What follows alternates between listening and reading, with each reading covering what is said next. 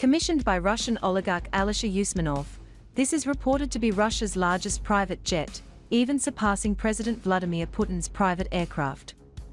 As a commercial airliner, this model has the capacity to accommodate up to 290 people.